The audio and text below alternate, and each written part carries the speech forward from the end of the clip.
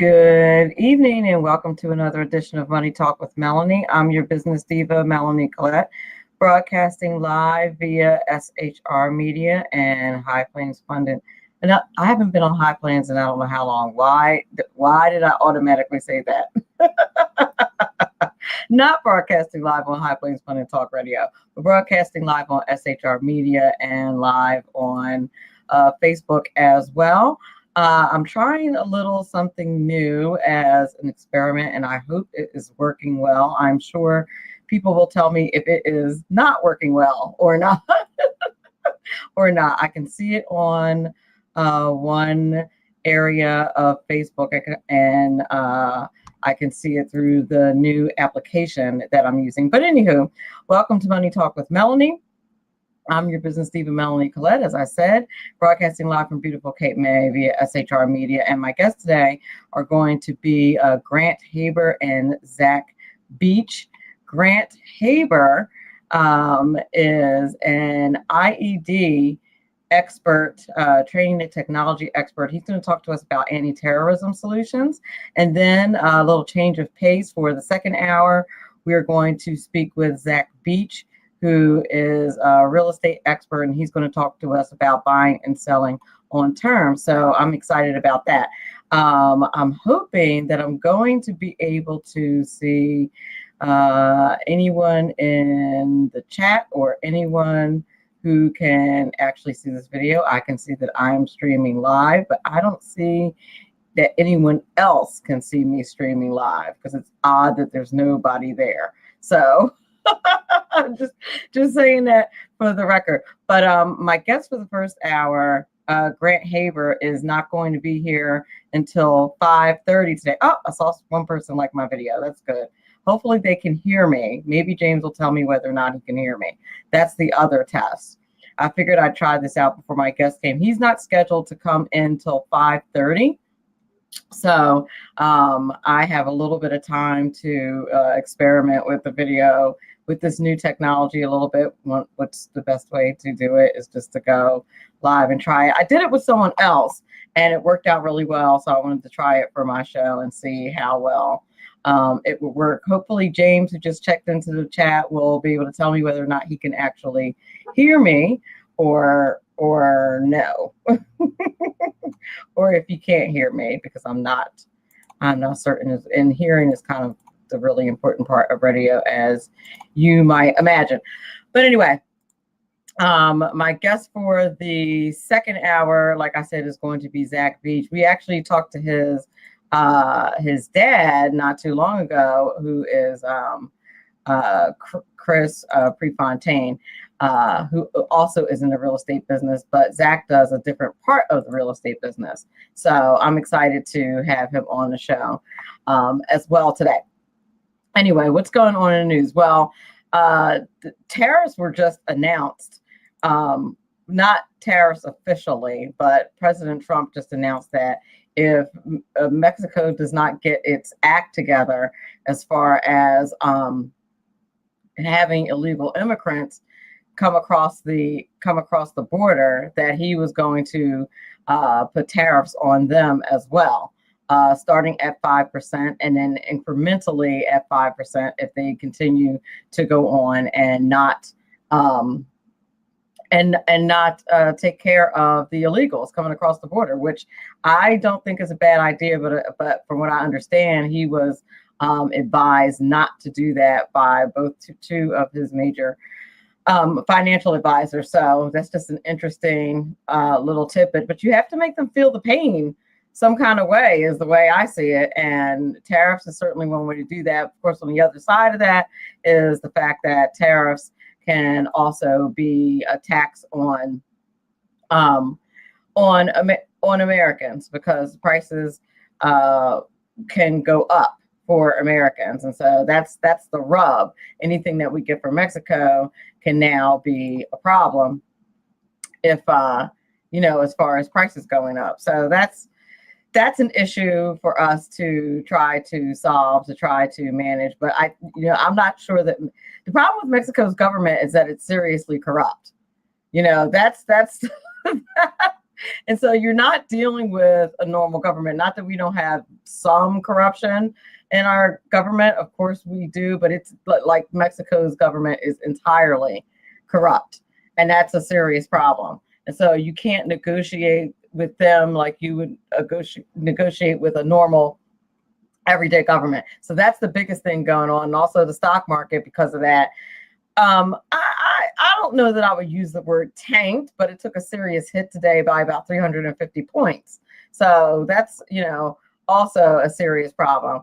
I am hoping that someone in the chat can tell me whether or not they can actually hear me through this video, because I want to make sure that you're able to hear me. If you can't, I know somebody will definitely get on and tell me, hey, I cannot hear you at all. I see a couple likes, but I can't tell whether or not people can hear me. Somebody will tell me whether or not they can hear me.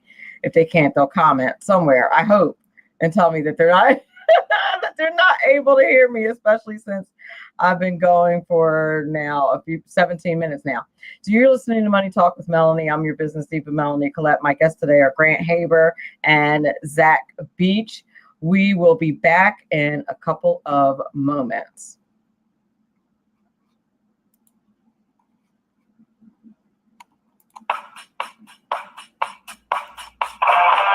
Recently, actor Jeff Daniels stated, quote, "If President Trump is reelected, that will be akin to the end of democracy," unquote.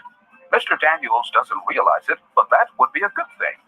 Hello, I'm Ron Edwards. On today's page from the Edwards Notebook, the United States was founded upon the principles of the importance of the individual and unalienable rights that come from God, not big government. However, by the 1930s, many opposers of liberty in both government and academia referred to the United States as a democracy, which means mob rule, and places the rights of the individual below that of democracy-inspired mob rule. In fact, mob rule democracy is a first step in the process of eliminating both personal responsibility and true liberty. That is why I hope the re-election of President Trump will bring about the end of democracy and return the Constitution to its rightful place as the standard rule of law and control.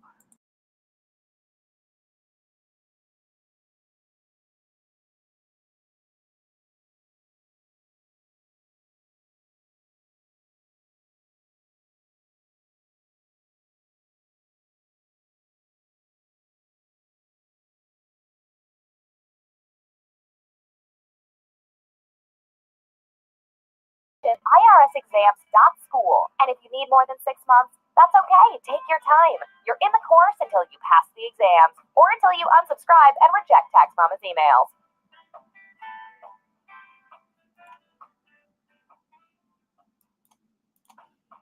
Right now, you can get the credit you deserve. Just visit MrCreditRepair.biz. Let their expert credit repair specialist remove late payments, charge-offs, collections, even old bankruptcies fast and easy. That's MrCreditRepair.biz. Why go anyplace else? Increase your credit score today. At Mr. Credit, you always get a quality service, all at our everyday discounted price. Stop getting turned down for cars, credit cards, or even new homes. Visit MrCreditRepair.biz today. That's MrCreditRepair.biz. Your credit repair is our #1 priority. Welcome back. You're listening to Money Talk with Melanie. I'm your business diva, Melanie Collette, broadcasting live via SHR Media. And I actually am broadcasting live via SHR Media today because I have been having problems with my live broadcast, and it appears that it decided that it's just going to work perfectly today, which is very funny. And yes, that is a magic rock, which I forgot to turn on, Robert Williams. I forgot to turn it on because I was running late today from an appointment. Before I jumped on the air, and I forgot to turn on my magic rock. Actually, it's very good for the air. It's a Himalayan salt lamp, and it's very good for your air. It gives off good ions and cleanses the air, and is very good for your lungs and what have you. So, but usually I have it turned on so that my air is clear and my ions are clear, especially when I decide to exercise outside, which I did today, which I shouldn't do because I'm extremely allergic to what's it called? The outside. So I try to make sure that I have that handy. And you guys will notice that I have 2 mugs today. Usually I have 1, but today I'm operating with 2 mugs today. One of my fans sent me this for Valentine's Day, that he loved me so much he would shut down the government for me, which I thought is just adorable. And then of course I have a mug from one of my sponsors today, which I also absolutely love, from Biz Social Personal Touch. I couldn't decide if I wanted water or coffee today, to be honest. And so I decided, seeing that this is America and we can just really have it all, that I would just go ahead and have both. So I'm drinking coffee and water at the same time. It's a 2-hour show, and I needed a little bit of energy. I really felt like a cup of coffee, but I also was dehydrated. So there you go. So my guest today is going to be Grant Haber. I'm really excited about having Grant Haber on today because he's a security expert and IED expert, and we're going to talk to him about anti-terrorism. So I'm really stoked about that. Halfway freaked out, just like when I talked to I wish it were tequila. Just like when I talked to Mike Fitzpatrick about cybersecurity, like I have a feeling he's going to be telling us some pretty exciting stuff. So I can't wait to talk to him at 5:30, which is going to be in a couple of minutes. What else is going on in the news besides the stock market going down, besides tariffs on Mexico? All I did was go to work today. And then every time I come, when I come home and turn on the news, I'm like, what happened now? Uber plans to change its strategy. Did you hear that now you're going to, we always were able to get an Uber rating, which, by the way, I never looked at my Uber rating. I'm kind of afraid, especially since I use Uber all the time. Particularly when I'm in DC or when I'm in New York City. And I don't know that I'm always the nicest under whatever condition I might be in when I'm using my Uber, which could be very stressed because I'm on the way to do some type of media hit and I'm trying to get ready, or some kind of conference where I'm about to speak or whatever. So I don't know. I'm afraid to look at my rating. But the point is, is that now they will be able to like kick you off for not being nice. I don't know if I agree with this, and I'm going to tell you why.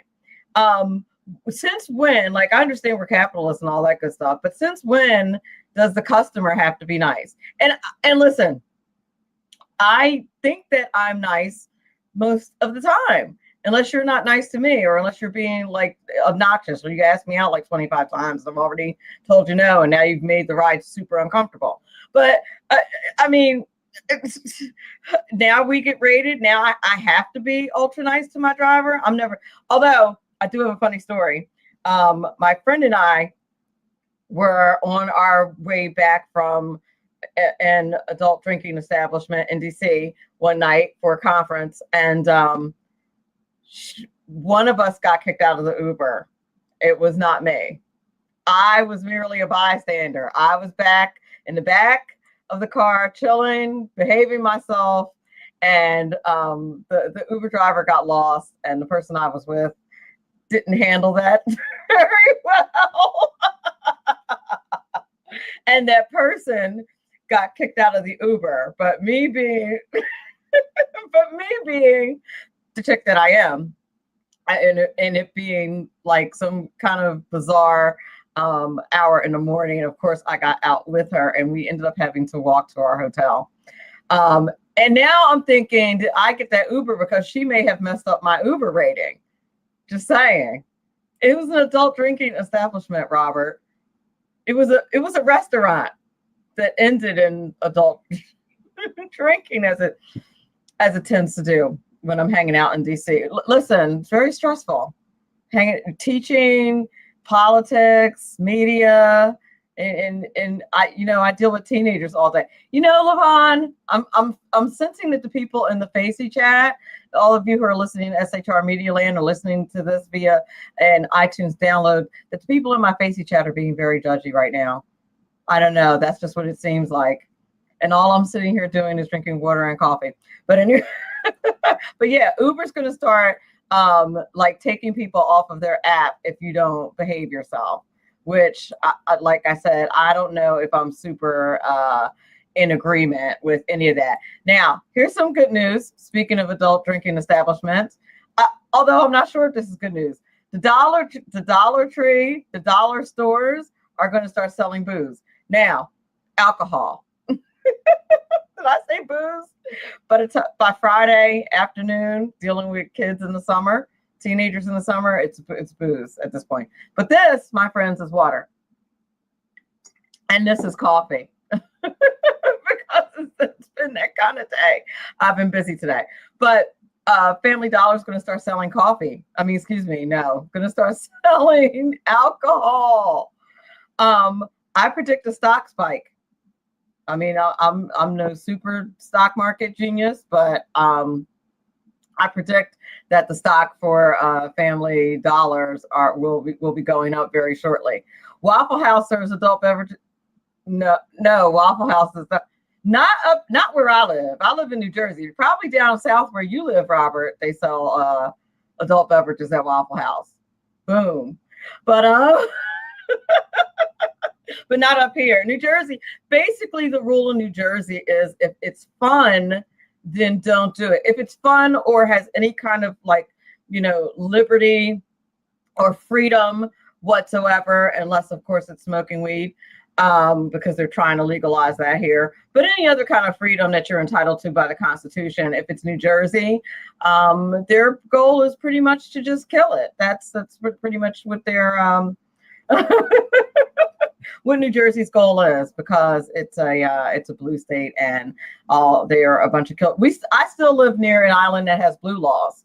I live near the beach. I live near actually like 4 beaches: Avalon, Cape May, Wildwood, Ocean City. Okay, I guess more than that, Stone Harbor, Sea Isle City. I live near all those beaches, and I believe Ocean City still has blue laws. They don't sell alcohol on like Sunday or something. I don't know, because I don't go there because there's no alcohol. So no, I'm kidding. That's not why. That's not why. I just never been there, and I've lived here for 20 years. But anyway, so Family Dollar's doing that. They're going to be selling alcohol. Not a bad look if you ask me. Oh, good grief. So North Face had an ad. Apparently they had doctored photos of Brazilian nature landmarks on Wikipedia with models wearing the brand's clothes. And I guess they said that was digital vandalism, and they had to apologize. I'm just curious. Is there anything that we won't be offended about? Hey, no booze before church. I go to church completely sober. I have to. I have a lot to. Me and God usually have a lot to discuss on Sunday. So by the time I get to Sunday, we have a little chat every morning, but by Sunday I typically also have a lot to talk to him about. So so I have to go completely sober. Although this Sunday I don't think that's going to happen because I have some kind of executive board something meeting. By the way, if you didn't catch, I'm a member of Project 21. I don't know if they lowered their standards or what's going on, but I am a member of Project 21. I'm kidding. No, Project 21 is really a wonderful 25-year-old organization, and that is with the National Center for Policy Research. It's an arm of that, or a project, I should say, of that organization of Black conservatives. And I had the privilege, along with Chris Arps and Mr. McClendon, to write a press release on President Trump's new immigration law. And there's been a couple of interviews regarding that. So keep your eyes out for that. I did like 3 pre-recorded interviews this week, and I have another one that I just booked for next week. So keep your eyes out for that, please. I am very excited about all of those interviews, and just hoping that you never know how these media hits are going to go when you are the one being interviewed. I don't know. I just, sometimes I'm not sure if I'm doing a good job or not. And it depends on the personality of the host and all that good stuff. But anyway, I did check out I posted the the press release. So check that press release out. It's about the memorandum. Thank you, Willie. It's the big Willie in the house. It's about the memorandum that President Trump signed to make us go by the actual laws that are on the books, making sure that people who sponsor immigrants actually pay for them if they use public services. And so Project 21 came out with a press release to support President Trump in that regard. And I was one of the people who had the privilege of commenting on that. And I've been doing media hits all week about that. So that has been fun and frankly a little bit stressful, because I just want to represent that organization well and do it justice and do its other members justice. So hopefully I have been. But check out that press release. From what I understand, it was passed around the White House, so maybe somebody high up saw what we all had to say about that. You're listening to Money Talk with Melanie. I'm your business diva, Melanie Collette. In a few moments, I'm going to get in touch with my guest, Grant Haber, who is an IED specialist and a specialist in anti-terrorism. Now, I want to know, since did my screen go black? I'm experimenting with new technology today as well. And when I switch tabs, I want to know if my screen went black. Hopefully it didn't. It seemed like it may have. If it did, let me know. Doug Poss, my unpaid quality control specialist, as well as my unpaid publicist. Let me know if my screen goes black when I go off. And right now I'm going to get in touch with my guest, Grant Haber, who I'm very excited to have on the show today. But because I had a doctor's appointment today, I was worried that I wasn't going to be able to get the show started on time. And so I asked him if I could call him at 5:30. Hi, you're on the air with Melanie Collette for Money Talk with Melanie. Is this Grant Haber?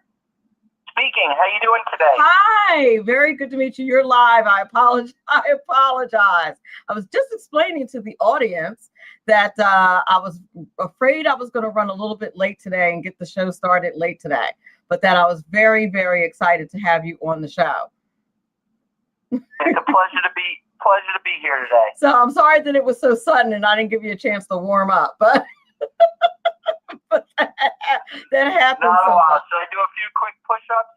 And you're good to go. So before I go any further, can you tell the audience a little bit about yourself and about your background? Sure. I've been working counter improvised explosive device initiatives for more than 20 years. In 2000, I created the first high throughput security checkpoint in the United States with explosive detection portals. A couple years later, I created the first test method performance standard for bomb-resistant trash cans for public safety. I worked at the inception of Department of Homeland Security, literally within a month of Secretary Ridge taking over as the first Secretary of Homeland Security.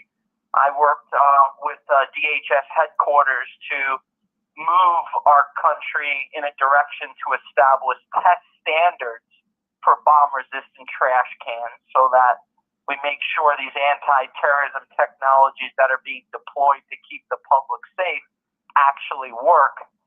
And I've done a lot of work since then, working with the military, developing technologies, developing training programs, and working with NATO forces and partner nation forces to help choke off the flow of bomb-making materials and help dismantle bomb-maker support networks.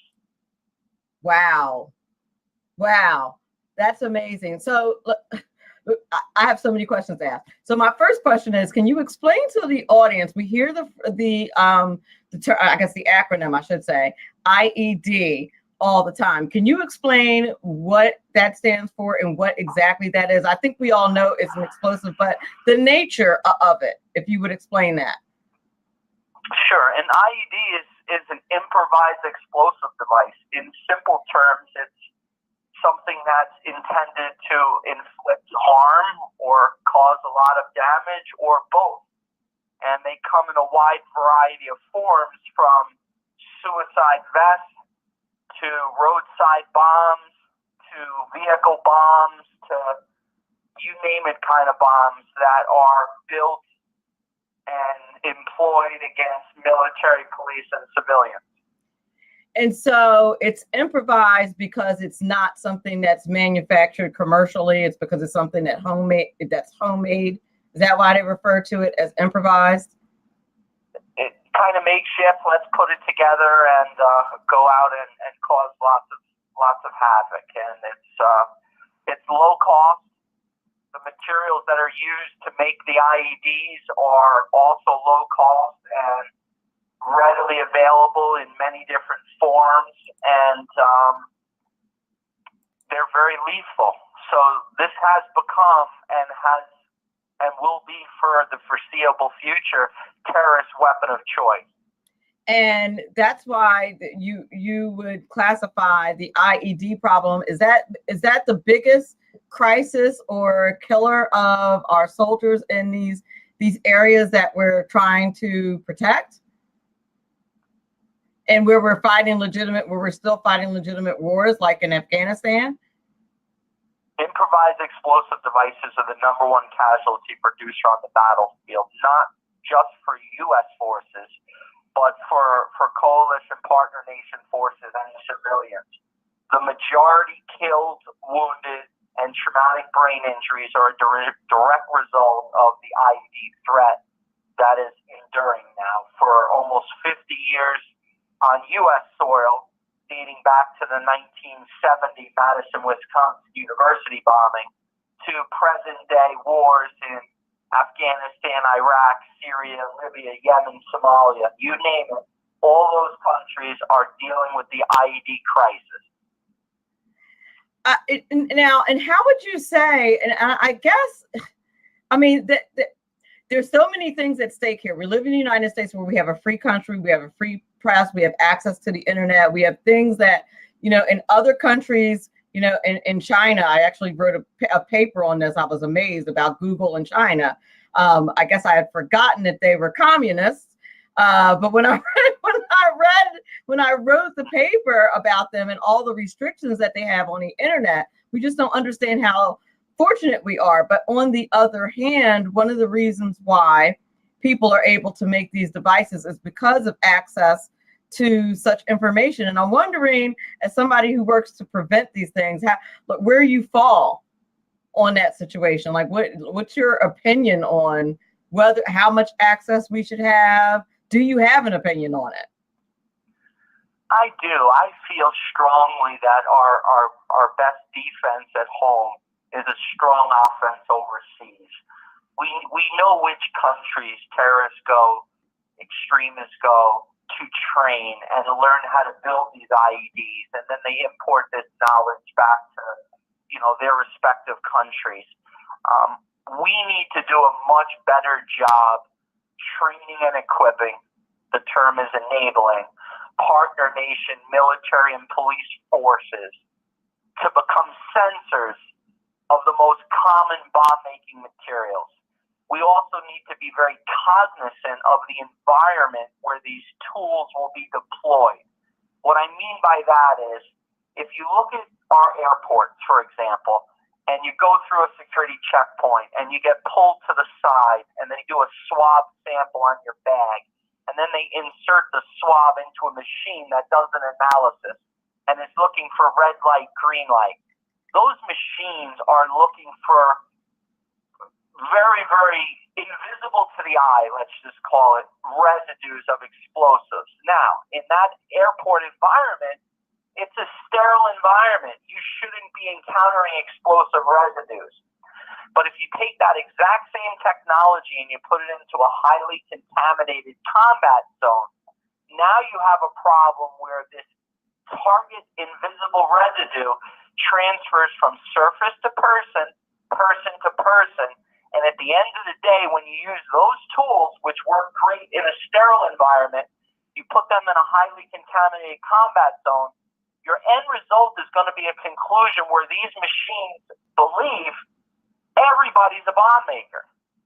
So you got to understand that not only is it important to take away the materials that we know are being used to make these bombs, and dismantle their support networks, it's vital that we do so in a manner that does not violate civilian trust. Because with trust comes support, and it becomes a force multiplier, and that's how we start to regain a tactical edge over a network of radicalized individuals who are willing to blow themselves up for their cause. It's one of the most amazing things that they're willing to do that. That's just that Levon Wilson, who's in the Army, he's in the Facebook chat. I'm streaming live on Facebook, and I know that he's part of the armed forces. He's wanted me to ask you about acoustic IEDs. What's the course of action, or if you're aware of them? Because he says that Russia has developed them and used them in Iraq or proxy wars. Which specific? I didn't catch. He said acoustic. He said acoustic IEDs. And what's the are you aware of them? And is there a different course of action for the acoustic ones, I guess, versus another kind? Well, he's referring to a triggered sensor. So I guess an IED triggered by some kind of sensor. In this case, I'm assuming a noise. What we're focusing on and talking with the DoD about is targeting the materials before they even become explosive. There's a lot of technologies that look for IEDs. Our focus is on preventing those IEDs from being made. So if we target the materials, we not only have the ability to choke off the supply to the IED factories, but we can also dismantle the support network. And now, is that cutting off the supply to specific countries, or is that cutting off the supply to the United, to everyone? What's the constitutional approach to that? Well, in Afghanistan, let's use that as one example. I know the president is looking to end that war. Right. It's our longest war.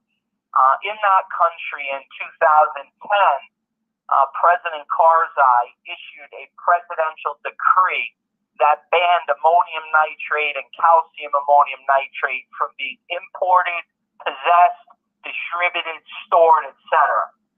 That material at the time was used to make more than 85% of the IEDs in country that were killing and maiming not just U.S. forces, but NATO Afghan forces and Afghan civilians. So they imposed a presidential decree. So these materials are illegal. They're banned. If you possess them, they can be seized. You can be detained and then arrested. In other countries, there's different rules where they focus on large amounts. If there's an anomaly purchase, if someone buys 500 pounds of something, or someone goes into a place and buys a large amount of material that could be used to make homemade explosives, and they've never been there before, or there's something out of place. The FBI goes around the country educating different kinds of businesses to look for these anomalies, and this goes down to see something, say something. In the United States and other countries that, free and open societies, it's much harder. So we require other types of intelligence, which then gets into those issues where people feel maybe their privacy is being invaded. From my perspective, you asked about my opinion.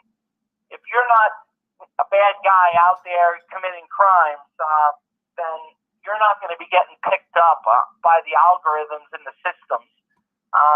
But if you are someone that's involved in planning a terrorist attack, then I'm all for the algorithms to pick you out and, people move in to see what you're all about. I'm with you on that. I'm not too concerned. Now, I know I have a cybersecurity expert who's on my show regularly who probably disagrees with what I'm about to say, maybe a bridge too far. But I'm all about gather as much intelligence as you can. I'm not doing anything wrong, so if it's going to prevent someone from, blowing up something or shooting up something or whatever, then get it is the way I see it. but you know. We live in a society where you're kind of damned if you do, damned if you don't. People complain if you're, invading their privacy, but then if you don't do a good enough job, and then there's, 100 dead children or whatever the case may be, a bombing on a subway or on a bus or in a building, then it's like, why the hell didn't you do more? What we need to do is we all need to start working together.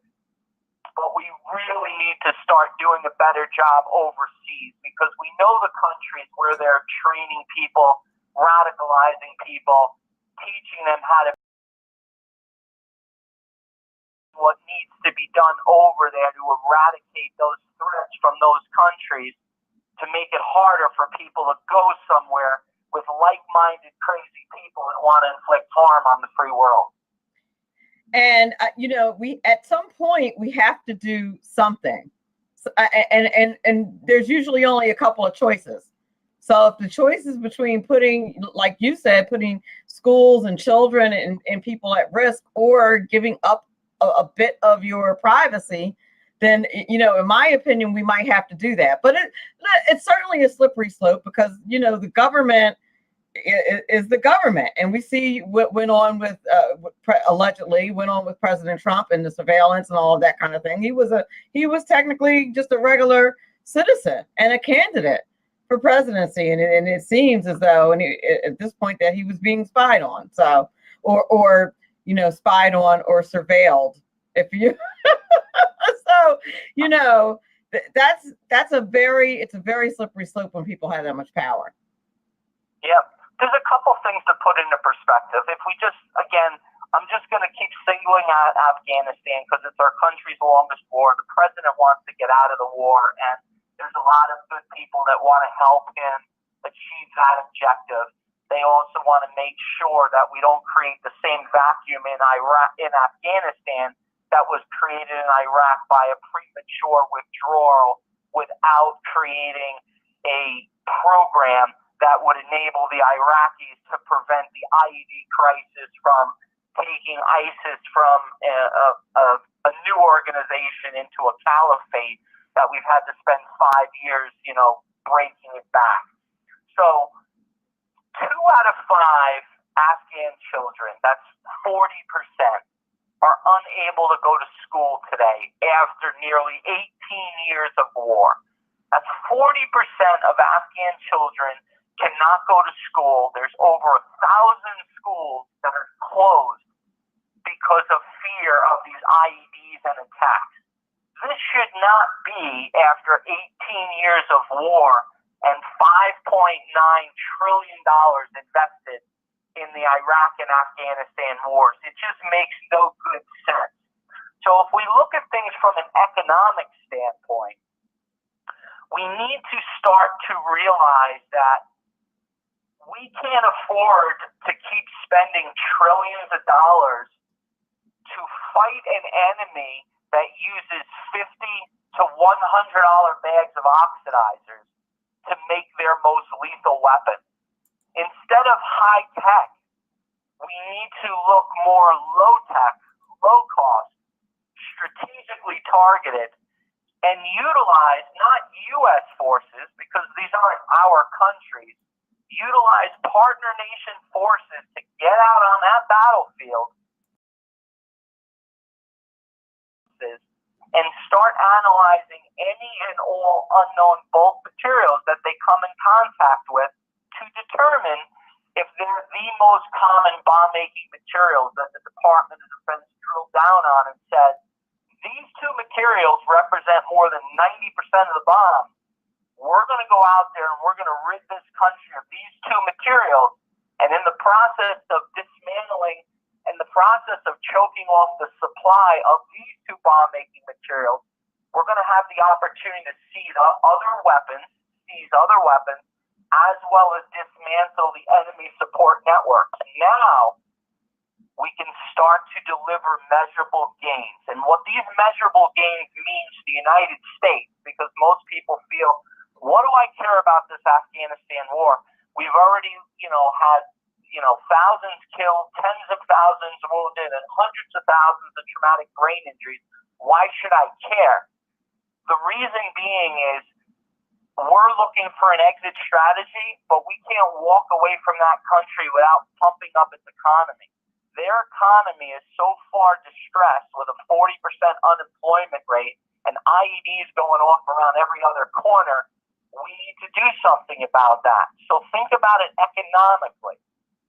If we can help restore stability by taking away the most lethal weapon that's killing everybody, according to the United Nations reports and Inspector General's reports and DOD reports, we can increase mobility, and that's going to drive foreign investment.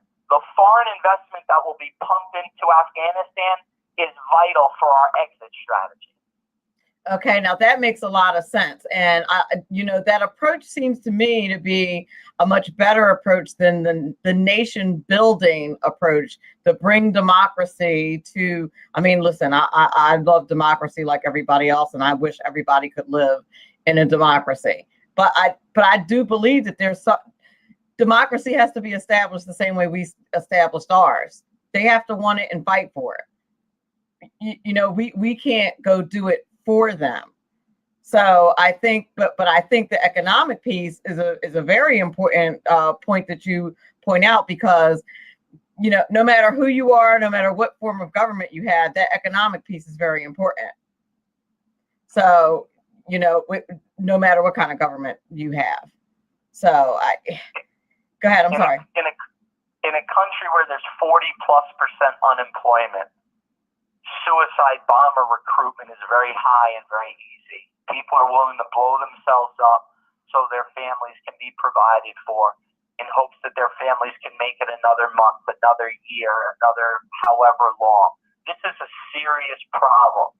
There's hundreds of billions of dollars in investment money sitting on the sidelines waiting for the opportunity to pour into Afghanistan, because Afghanistan has a lot of natural resources. Right. The United States has paid enough for this war, but we're not going to turn our backs on Afghanistan, kind of like we walked away from Iraq. All that did was create a bigger problem, a bigger threat that ended up pulling the United States back into the war, and it enabled Iran to move in because the United States left a gap. If we do the same thing in Afghanistan, we're going to have countries moving in and doing the exact same thing and creating a bigger problem. So we need to look at this rationally and logically and focus on what's killing everybody. And if we can do that, and we can start to create some white space where these IEDs aren't going off on a daily basis, and people can go from the airport to the embassy a mile down the road, it's going to set a precedent where people are going to start investing. And with investment money comes prosperity and stability, and that is vital for our exit strategy to our longest war and our biggest tax burden on the American taxpayer. And it is a huge burden on the American taxpayer. I appreciate that. So what about in the United States, though? Are we at danger of suffering some type of large explosion in a hotel like we had in Sri Lanka a few months ago? Are there any dangers like that here? I would imagine there are. I'm honestly a little bit surprised that it doesn't happen more often. What is it that prevents that from happening here?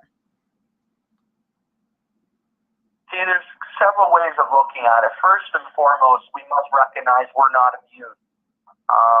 The 1993 World Trade Center bombing, the 1995 Alfred Mira Building, Oklahoma City attack, the 2013 Boston Marathon bombing, the Marine Corps 5K run down in New Jersey. There was an IED put in a trash can. We're not immune to this. We have thwarted attacks. A lot of the stuff you read about are some individual that wants to do something, and they seem to align themselves with informants or FBI agents and whatnot, and then they get to a certain point and then they take them down. From my perspective, I don't think that terrorists solely want to kill and maim and destroy. I think economic and psychological warfare plays a very, very big role in terrorism. You know, we need to be right 100% of the time. They only need to be right once. They're sitting back, and we've spent $5.9 trillion with the T. They're spending a few $100s to go out and commit mass destruction with these low-tech IED weapon systems. So what we need to do here as a country, first and foremost, the basics. See something, say something. When we're out in public, we need to try very hard not to bury our faces in our cell phones and pay attention of our surroundings. Keep your phone in your hand. If you see something that's out of the ordinary, something that just doesn't look right, well, use your phone. Snap a little video and take some pictures and then forward them to your local law enforcement. See something, say something. It's only a matter of time before there's more attacks.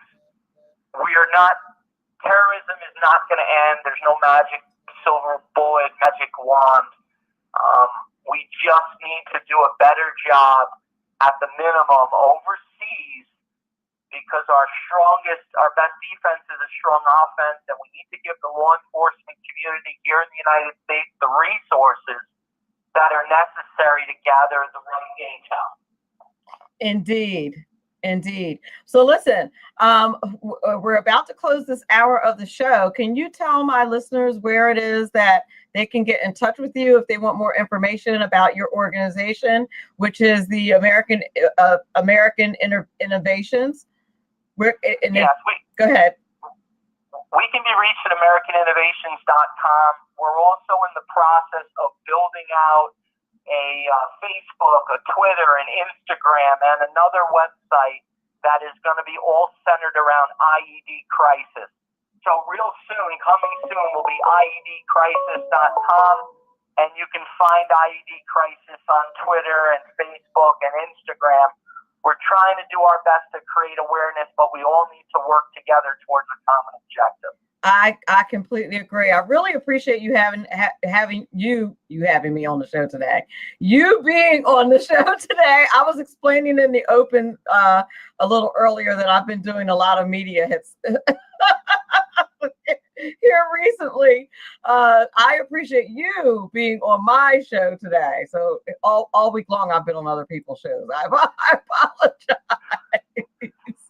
But I really appreciate you being on the show and being really totally informative. I appreciate it so very much. And I have you back on the show anytime. Thank you very much, Melanie. Thank you, listeners. And see something, say something. Absolutely. Thank you so much. Have a good one. You're listening. You too. You're listening to Money Talk with Melanie. I'm your business diva, Melanie Collette. That was Grant Haber. He's an IED expert and founder of, I want to make sure that I have this absolutely right, and founder of American Innovations, which specializes in proactive anti-terrorism solutions. And he was very informative about the IED crisis. And about the IED crisis, not only in Afghanistan and other places where we're at war, but our vulnerability here in the United States as well. So I was very happy to have him on, and he did a fantastic job. We're going to take a brief break and come back with my guest for the second hour, who's Zach Beach. We'll be back in a few moments. Making a living can be tough these days with so many jobs going overseas. If you love numbers and puzzles and want job security, you can become a tax specialist with an amazing 6-month tax course from Tax Mama. Operate your own tax practice locally or anywhere in the world where there are American taxpayers. It's a great way to write off your trips to visit family for months at a time. Everything you need to pass the IRS 3 special enrollment examinations is included in this course. Visit irsexams.school. And if you need more than 6 months, that's okay. Take your time. You're in the course until you pass the exams or until you unsubscribe and reject Tax Mama's emails.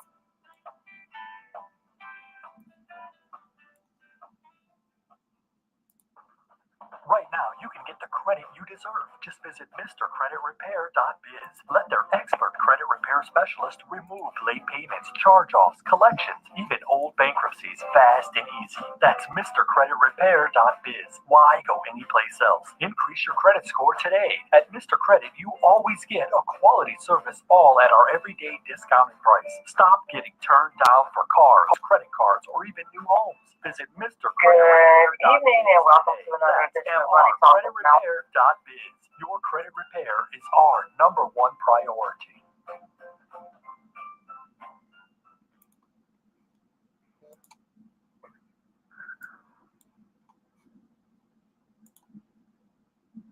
Conservative media done right. You're listening to the SHR Media Network. Hey, this is Michael Wright. And I'm Shannon Wright. Join us for The Right Way with Shannon and Mike, Monday through Thursday from 7 to 9 a.m. right here on SHR Media. Why are they joining us? For fun things like sports, politics, Oh, maybe some news and entertainment? and all kinds of other things. Money and recipes and events? All kinds of stuff. Yeah, so join us Monday through Thursday, 7 to 9 a.m. here on shrmedia.com.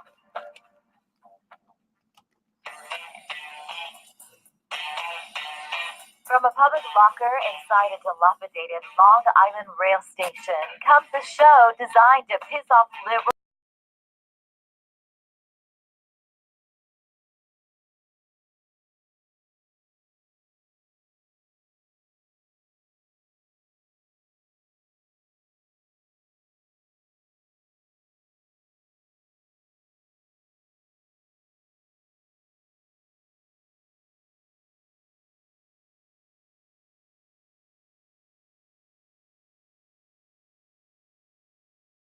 Clinton might sneak into your bedroom in her housecoat late at night and blame you for her election loss. It's the Lid Radio Show with Jeff Dunitz.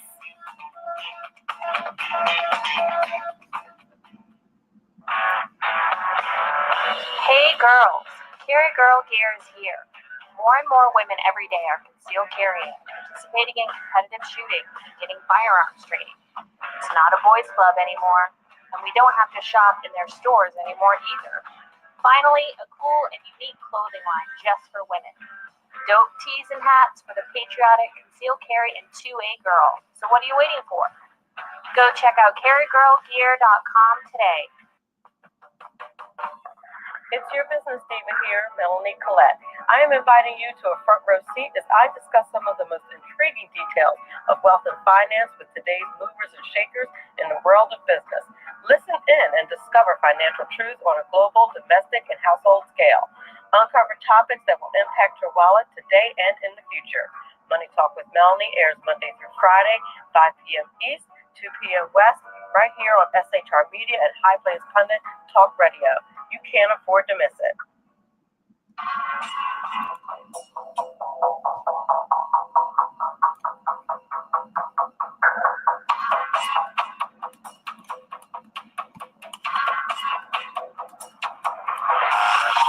New show on the SHR Media Network, Sackheads Against Tyranny. On shrmedia.com. Go there quick like a bunny, 11 p.m. Eastern, 8 p.m. Pacific every Wednesday. Live and direct on the SHR Media Network. shrmedia.com. Be there. And we're back. You're listening to Money Talk with Melanie. I'm your business diva, Melanie Collette. And my guest for the second hour is Mr. Zachary Beach. He is a part of the Smart Real Estate Coach family in Newport, Rhode Island. He works alongside his wife, Kayla, his brother-in-law, Nick, and his father-in-law, Chris, who I've had on the show before, and a great support team. He's a successful real estate investor, completing over 100 deals in under 3 years. That is a lot. And he continues to buy and sell property without using his own cash, credit, or investors' money. He is co-authoring a second book, which is actually, it's already out. I have a copy of it behind me. The name of the book is called New Rules of Real Estate Investing. And I actually have that book right here. So those of you who can see a copy of the book, I have that book right here in my hot little hand. And actually, that's why I had it on the top shelf, because I wanted to make sure I whipped it out, because I knew he was going to be on the show shortly. And the subtitle is 24 Leading Experts Reveal Their Real Estate Secrets. So I wanted to properly introduce Mr. Zach Beach. How are you? I'm fantastic, Melanie. How are you doing today? I'm doing fantastic. I'm sorry I was running a little bit behind with my first guest. It happens occasionally. Oh, it's okay. It must have been a really good conversation. So, no, absolutely fine with me. It's Friday. It's beautiful out. I'm good. I'm relaxed.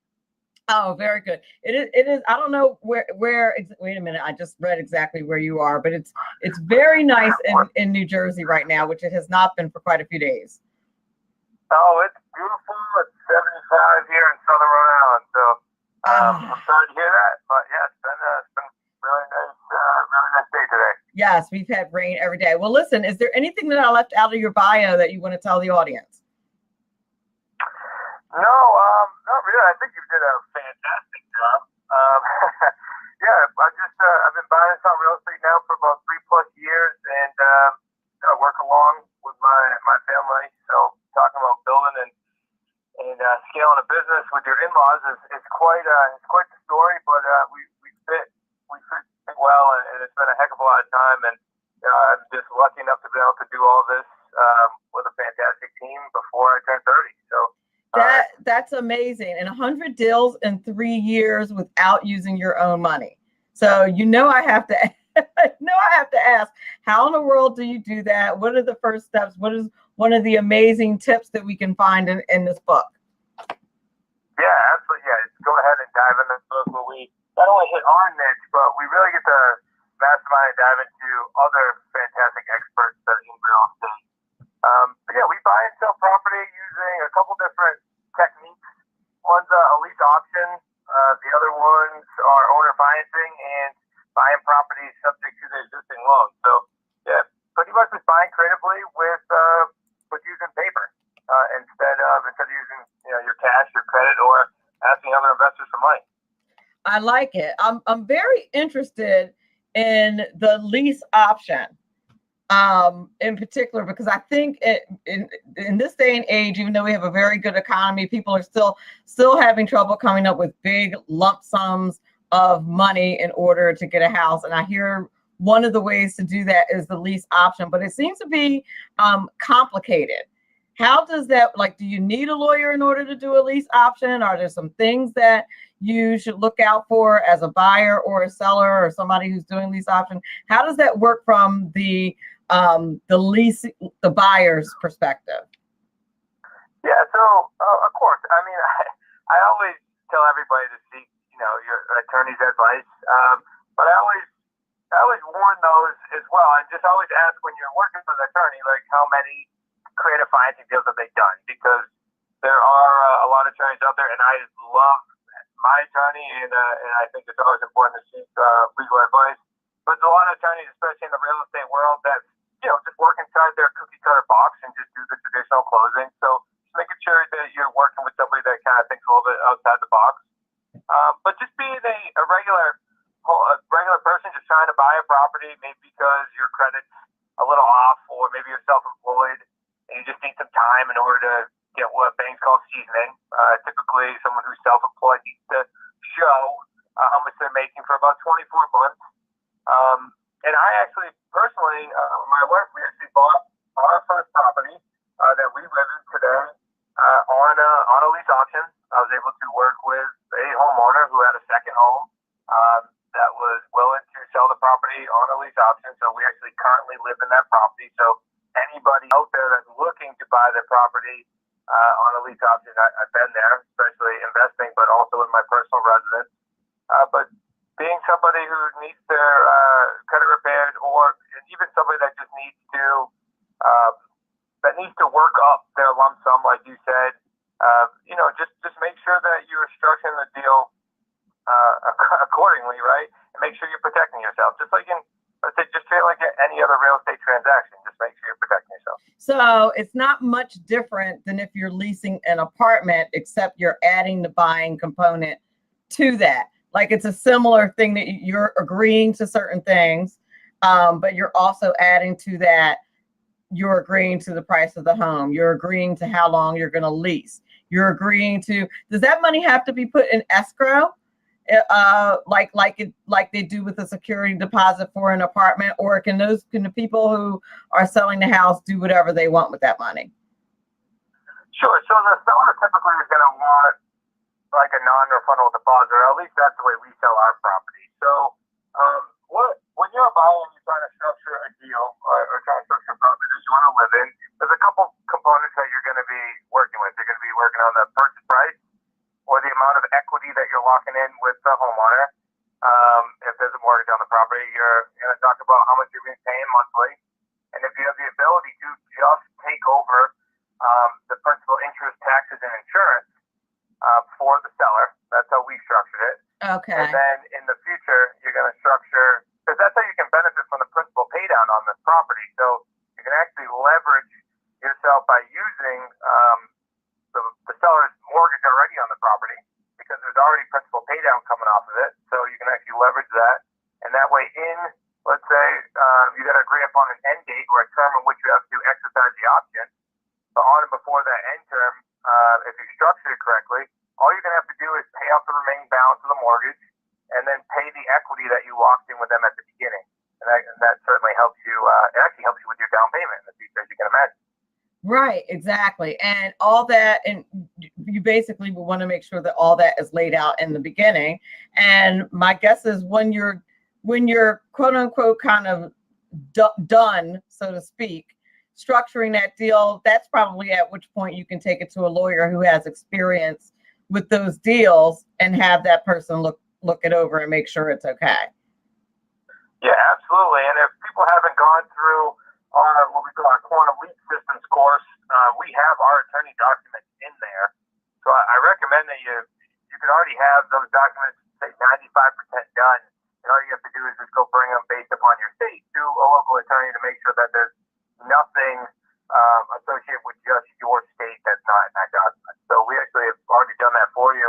We can give you certainly the links after this during the call so that people can actually go get their documents if they want to dive into the course and find out a little bit more about buying and selling property this way. And if anything, a huge win, just like I said, I bought my own house, a huge win. If you can structure a deal like this and not have to go to a bank to buy a property, it's a huge win, personally. Exactly. You have a chapter in your book called Funding Worries Gone. And I think that's what people worry about the most is how do I fund this venture, especially if they want to get into investing or if they want to buy a house themselves. So what are some other creative ways besides the lease option to fund either investing or buying a home? Yeah, my favorite, I'll tell you, is if you get the seller to owner finance you the property. That allows you to get some huge leverage, and let me tell you why. So owner financing, just to back up for a second, or seller financing, or a vendor take back if you're in Canada. All that means is, and I'm assuming that the seller has a free and clear property. So let's say that there's no debt on the house. Right. Buying the property, owner financing is perfect because what you can do is you can structure purchasing the property, taking title on the house. We put little to no money down on these, and then what we actually structure are principal-only payments per month with a balloon date in the future. So again, it's fantastic leverage, especially with the kind of the unstable market right now. If you get these really long-term, and you're getting that principal-only payments. Again, we're not paying interest every month. We're paying principal-only payments to the sellers. You're getting huge principal paydowns and really leveraging yourself against the market. So that's always my favorite type of deal because you get title, you get depreciation, you get all that benefit, plus you get full control of the property. That's amazing. That's really amazing. I would think that market is rather small, but to hear, I mean, the way you're describing it, it seems like it's not as small of a market as I might think. Yeah, well, I think it's about a third of homeowners are debt free. Really? In the United States. So if you think about that, majority of those people don't need their money now because that's who we benefit with, or that's how those are types of sales that benefit from this type of deal. Is sellers that are looking to get the absolute most out of their property, but are willing to take payments with a balloon date in a period of time.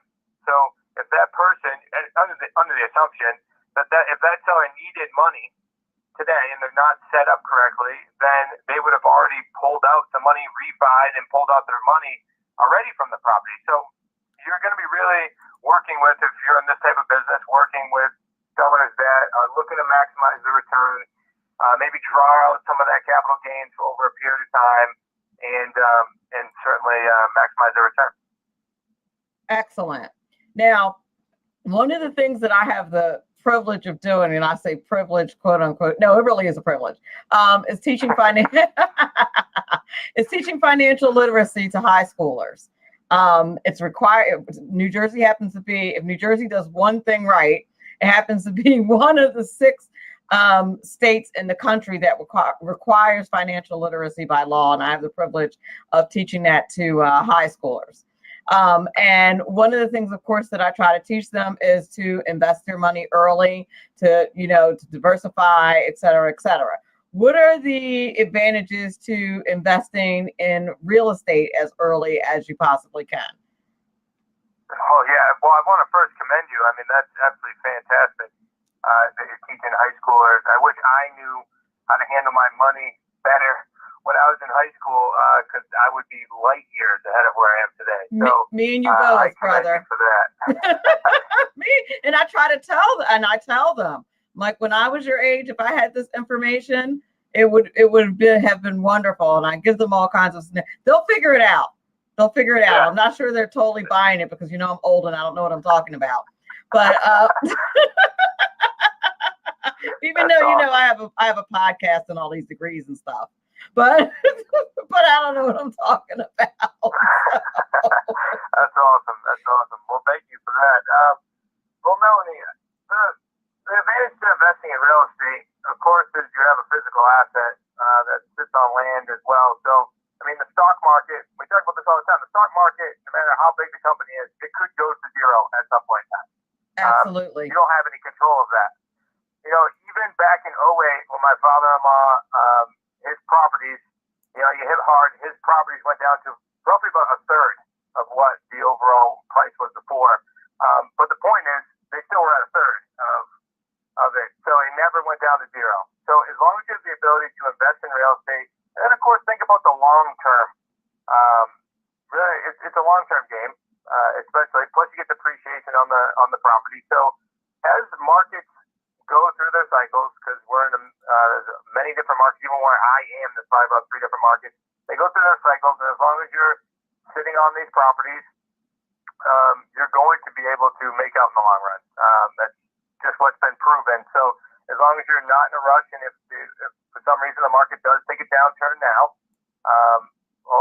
if you're in a good position on where we buy, we'll be buying up a lot more properties. But let's say you're still holding on the properties from before, as long as you're waiting it out, you can continue to either rent or cash flow these properties, and eventually the appreciation will go down.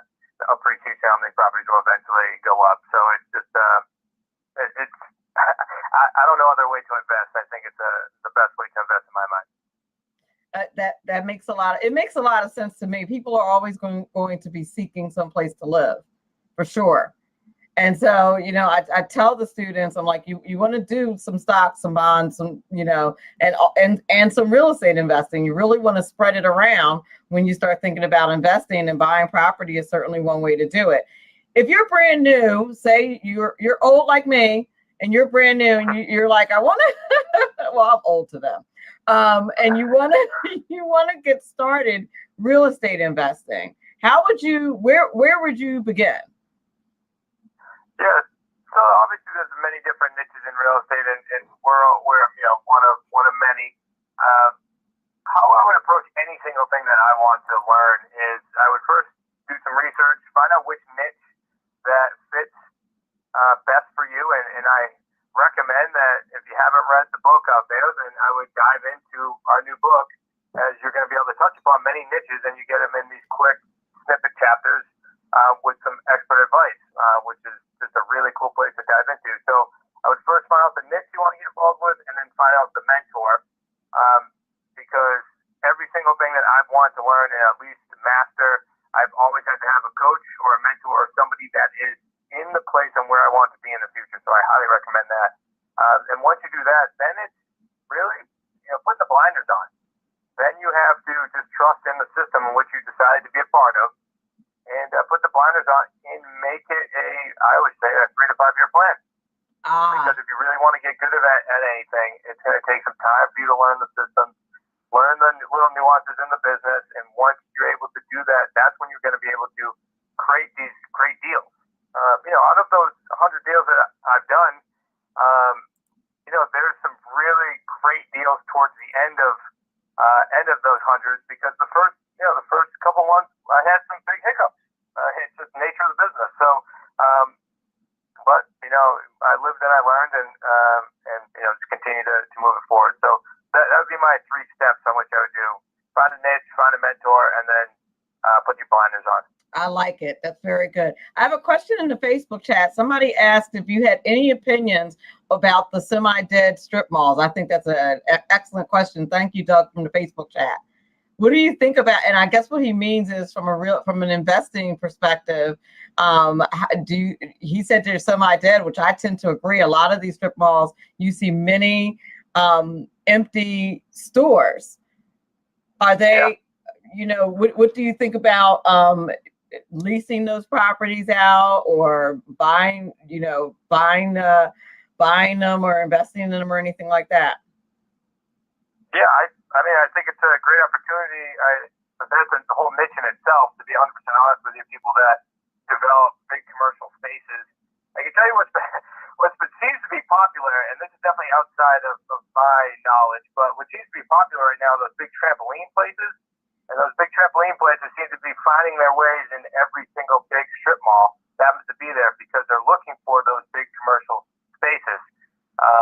You can always find those franchises in like Entrepreneur Magazine, but I recommend, if you have a really good plan in place and you know how to develop commercial real estate, then yes, I think those commercial strip malls there's always going to be a place to make money if there's real estate involved. I think another thing that's happening with those, and I think there's one happening in my area or near where I live, is that they're also using them for homeless shelters, like the when the weather is bad and things like that. That's another thing that I think there's a county nearby that bought one. Kmart moved out, and they bought it, and they're using it to home. And of course, when the government does it, they're really kind of double dipping, because they get the ratables off of that, and they own the property. So they're really kind of paying themselves. You know what I mean? But that gets into a little bit fuzzy financing area with public money. But I think that's another use for those big open spaces like that. That's kind of clever. And there's unfortunately a lot of areas that need it. The area where I live is mostly Pinelands, and it's a resort area. So a lot of times you don't necessarily see our homeless, because they tend to live in the woods, but there's lots of homeless people because like everywhere else, we have the drug problem and all that stuff. But it's not like in the city where, the only place for them to be is out in the street. They usually stay in the woods. And if you go in the woods, you'll see that there's tons of homeless. I know, it's crazy, isn't it? It absolutely. So if you were to come here, you would think there's not really a homeless problem here, but there's a homeless problem like pretty much everywhere. Well, that's a fantastic idea. I didn't even think of that, but that anytime we can help the homeless and help people that are in need, it's fantastic. It's what I'm noticing. Those strip malls are very similar, because I'm up here in New England, and those strip malls are very similar to all of our vacant mill houses up here. So those giant mills and brick buildings, and now they're making them all into like luxury, apartments. So maybe that's the future for some of these strip malls. Well, yeah, and depending on the area, you might want to pitch it to the local municipality. I'm just saying. Yeah, there's a lot of red tape involved with dealing with all those big commercial buildings. Right, indeed. I had another investor on not too long ago. I can't call his name, who just strictly does apartments. And I guess every area of real estate is like that. People kind of find their niche and stick with it. And his was he just does apartment buildings. So it's kind of yeah. And absolutely. I didn't think there was like a huge market for that, but apparently, just like anywhere else, once you find a niche and that's all you do, then that's it. Now, do you need a real estate license in order to do any of this, or can you just go it alone by just gaining knowledge? In order to invest, you don't need to have a real estate license, right? Yeah, no real estate license needed. So we have associates around the country that we partner with and do deals with, and some of them hold their license. My father-in-law and brother-in-law both used to hold their license. I never did. It actually brings a little bit more like little nuances in it.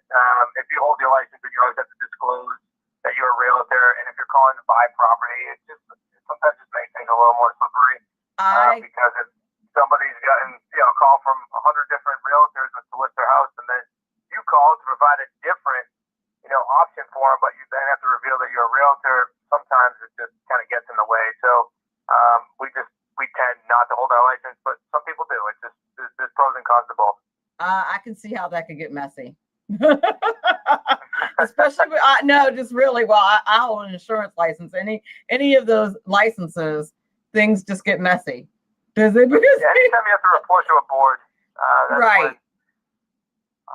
Anytime the government's involved, it's going to get dicey. Anytime the government says, who was it? I think it was Ronald Reagan that says, if there's a knock on the door and the government says, I'm here to help you. We're the government. We're here to help you. They're probably not. And, all these regulations are in place for the protection of the consumer, supposedly. Sure. Allegedly. Yeah.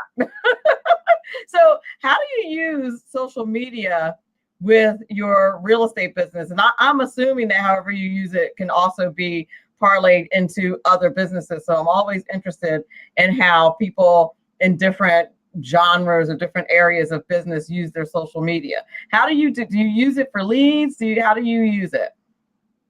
Oh, to be honest with you, I don't use it for leads. I just use it more for comfort level with people, and just for credibility.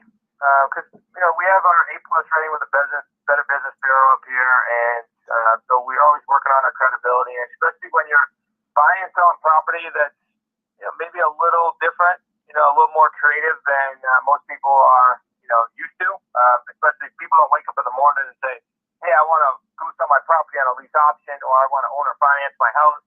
What they say is, I'm going to call a realtor and I'm going to go sell it, or I'm going to throw up on Zillow and fork up my owner. So this niche and my family's niche is definitely more of an education process, because you're teaching somebody about a different way on how to sell their property or how to buy their property. So we use it primarily for education.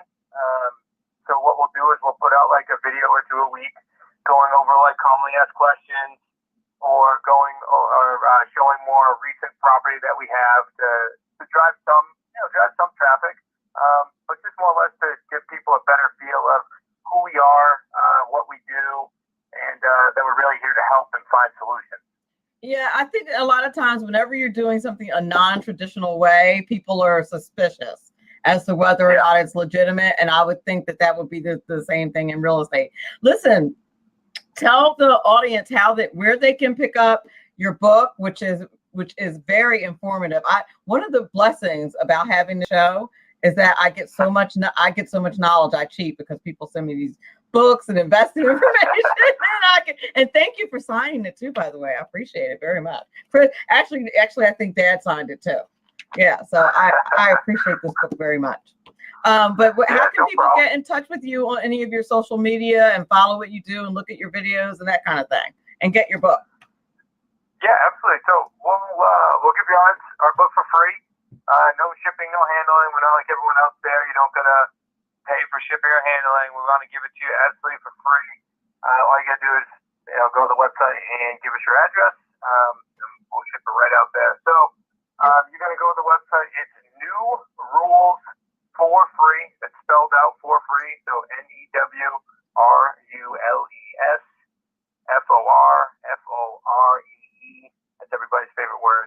newrulesforfree.com. Go ahead and go pick up that book. Enjoy it. Dive in. You can follow my family and I at smartrealestatecoach.com. That's our website. And then also on social media, on Facebook, it's Smart Real Estate Coach. And then on Instagram, it's at Smart RE Coach. And then YouTube is definitely our biggest channel, and that is youtube.com/Smart Real Estate Coach. So just look up Smart Real Estate Coach and you'll find our family. I love it. Thank you so very much for being on the show today. Fantastic information. Go to the website to get a copy of the book for free. Yeah, newrulesforfree.com. Excellent. Thank you so much for being on the show and informing my audience. I appreciate it so much. Thank you. Thank you. You're listening to Money Talk with Melanie. I'm your business diva, Melanie Collette. That was Zachary Beach. He's a real estate coach, and he told us all about how to begin real estate investing. And in the first hour, I had Grant Haber, who talked all about IEDs. This show talked about IEDs, the expense of it, and what the crisis is. One of the things I love about doing the show is that I can talk about a diversity of topics with different people. So I thought it was a pretty full hour, actually. And John Campbell in the Facebook chat, I hope you got his Facebook page. He did say what it was, and if you can't find it, I will make sure I get it to you. I want to make sure that I thank everybody in the Facebook chat, and I thank my sponsors, Biz Social Personal Touch. John Campbell, thank you very much. He is the one who gave me this lovely mug, the Business Diva mug, which I absolutely love. And you can get all kinds of other fantastic marketing material through his business. Get in touch with Johnny's in the Facebook chat. Also, I want to thank Eva Rosenberg from taxmama.com and Robert Houston from MrCreditRepair.biz. And thank you all. I hope you all have a wonderful weekend. And remember, all of this is important because after all, it's your money. Have a great weekend.